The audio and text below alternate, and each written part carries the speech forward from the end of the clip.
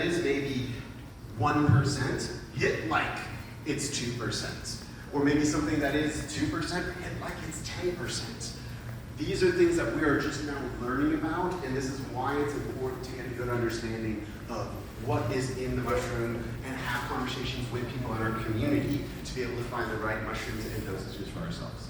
And just before we leave that, the MAOIs definitely enhance the mushroom experience. So if you took like some Syrian rue. For people that don't understand the term MAOI, can you tell them what it is?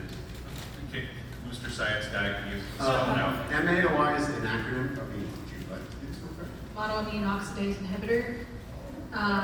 Monoamine oxidase is what carries DMT out of your system, or psilocybin. So if it inhibits it, it means that it stays in your system a lot longer, thereby helping you to feel like you potentiated the experience by a factor of 2 to unlimited amounts, depending on how much MAOI containing substances you take. And which ones? Because some of them have their own effect too. Yeah, I would say, Baba Kalindi always says that the signature of the mushroom is individual, it's unique.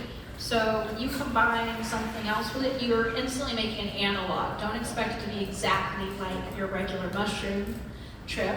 I don't think any trip is regular, but if you add cacao to the trip, you have theobromine and caffeine and theanine potentially to deal with in your system, along with an MAOI. And so you may feel extremely euphoric or even sexual, and that's something you may feel there. If you have Syrian rue, which is harmaline, harmine, tetrahydroharmaline, and other beta-harmalines, beta-carbolites, which are MAOIs, also called telepathanine. Those are UV reactive MAOIs that have a complete personality all to themselves, completely unrelated necessarily to the mushroom trip itself, and some have described the Syrian rue as being a garishly long-winded teacher. So you may be listening to the mushroom talk story to you for 5 hours because you took half a gram of Syrian rue, and because it can cause nausea, you may vomit, as a result of taking it. So you have to keep in mind to know both components well before you do such things. Yeah, and do as much research as you can, because if you don't know any better and you take 5 grams of Syrian rue and then 1 gram of mushroom, you are going to have a crazy experience. As someone who did 2 grams of Syrian rue with 2 grams of acacia, I was actually named acacia by my mother, but I decided to try the plant called acacia with an I, not an E. Make sure it doesn't get stuck in your throat, because it's very fibrous, and I don't recommend that anyone do over 2 grams of Syrian rue with anything to start, because it is quite intense, 16-hour to 3-week-long experience, depending on what you consider to be an experience. So I'd like to talk to you a little bit about, well, all of you, but I'm directing this to you because you and I had a conversation slightly about this the other day. So one of the benefits of running a competition where you get the best mushrooms in the world submitted to you is you know who has the best mushrooms in the world. So I was in Minnesota visiting the person that I know that has the strongest mushrooms that I have access to, and I asked him for some of them. We've tested some. We haven't tested these. So I tested these on myself.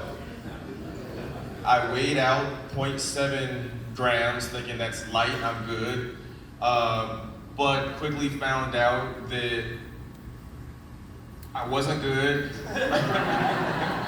And I went on a journey that lasted from, let's call it 9:30 p.m. to, 5 a.m. and peaked like 5 or 6 times.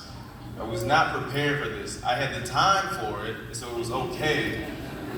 But thinking about had I done that, had I even done a half a gram as a microdose, it still would have fucked up my day. And so I'd like to talk a little bit about these sorts of mushrooms with all of you, and talk about how we can use testing to kind of prevent things like that from inadvertently happening, and what your experience is. Can I also play the devil's advocate for just a tiny bit? Yeah. Okay.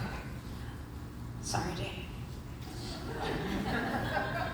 So, okay, we want to prevent people from having a bad experience, but there's also something that happens when people don't take necessarily enough.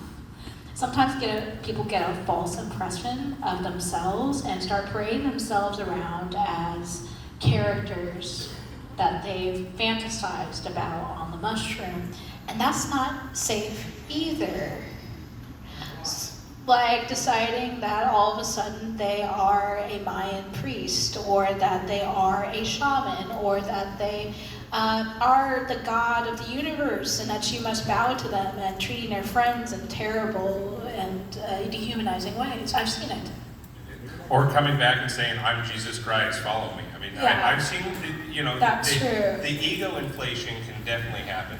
You need enough to really break through and kill your ego. I think that's why the high doses are so important to know where that starts, like where the process of depersonalization and being ripped up out of who you thought you were, and you given a chance to learn about oneself in a divine sense, excluding necessarily the ego self rattling on about how sexy your shirt is, So I do think that high doses are great, but at the same time, like you said, I don't want people just haphazardly having that experience. If they want to stay low, fine, that's good. But if they're really ready to get some healing, it's good to know what that dose is too. Yeah. You definitely don't want to have a breakthrough dose in a place you're not ready for. Exactly. If you are out at a concert and you have one of these breakthrough experiences, the likely outcome is that you're going to end up in an ambulance, you're going to be fine, but you're going to have a really bad time. And that's why this stuff is so important. If Reggie was in a good place when he accidentally took that dose, but 0.7 is something most people would be like, oh, that's fine, that's nothing. I can go to a big event venue and listen to a big concert and just hang out and it'll all be fine. Well, if you're in that situation and all of a sudden you leave your body, or you get the notion to strip naked and run all over the place, both of those scenarios are bad. If you leave your body, well, then you just look like you passed out on the ground, and the EMTs are going to try to hopefully come help you. Now, you don't necessarily need their help, but they're going to do it, and you probably shouldn't be in that situation to begin with. So that's why this is so important, that we actually start helping people figure this stuff out, because mushrooms that are that strong have a very good use. We can go into the places with smaller amounts.